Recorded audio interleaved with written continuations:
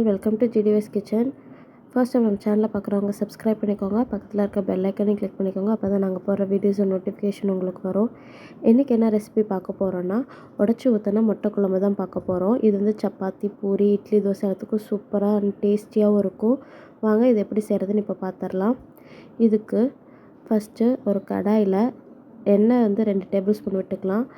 இப்போ இதில் 1/4 டீஸ்பூன் சீரகம், 1/4 டீஸ்பூன் சோம்பு, 1/4 டீஸ்பூன் கசகசா அண்ட் 1/4 டீஸ்பூன் அளவுக்கு மிளகு கொஞ்சம் சேர்ந்து கூட போட்டுக்கலாம். இது நல்லா வறுத்ததுக்கப்புறம் இது கூடவே ஒரு கைப்பிடி அளவுக்கு சின்ன வெங்காயம் ஆட் பண்ணியிருக்கேன். அண்ட் ஒரு கொத்து கருவேப்பிலையும் போட்டு நல்லா மிக்ஸ் பண்ணிவிட்டு இது கூடவே மீடியம் சைஸ் தக்காளி வந்து ஆட் பண்ணிவிட்டு இந்த தக்காளி நல்லா வெந்ததுக்கப்புறம் இது கூடவே அரை மூடி தேங்காய் ப்ளஸ் ஒரு டேபிள் ஸ்பூன் அளவுக்கு பொட்டுக்கடலை குழம்பு திக்காகிறதுக்காக.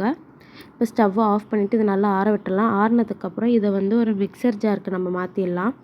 மாற்றிட்டு ஒரு 1/4 டீஸ்பூன் அளவுக்கு மஞ்சத்தூள், அப்புறம் 1 ஸ்பூன் அளவுக்கு மிளகாய்த்தூள், 1/2 ஸ்பூன் தனியாத்தூள், அப்புறம் அரை ஸ்பூன் அளவுக்கு கரம் மசாலா போட்டுட்டு தேவையான அளவுக்கு உப்பும் போட்டுட்டு நல்லா நைஸ் பேஸ்ட்டாக அரைச்சி ஒரு சைடில் வச்சுக்கலாம். இப்போ அகைன் பேனை சூடு பண்ணிவிட்டு 1 ஸ்பூன் ஆயில், பட்டை லவங்கத்தூள், அப்புறம் 1 ஸ்பூன் அளவுக்கு ஜிஞ்சர் கார்லிக் பேஸ்ட் போட்டு நல்லா மிக்ஸ் பண்ணிவிட்டு நம்ம அரைச்சி வச்சுருக்க பேஸ்ட்டையும் இதில் ஆட் பண்ணி தேவையான அளவுக்கு தண்ணி ஊற்றி இதோட ராஸ்மல் போகிற அளவுக்கு நல்லா கொதிக்க விட்டு எடுத்துடலாம்.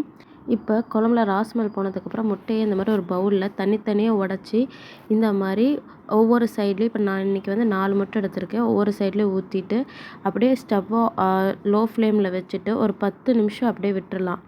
8லேருந்து 10 நிமிஷம் ஆகும்.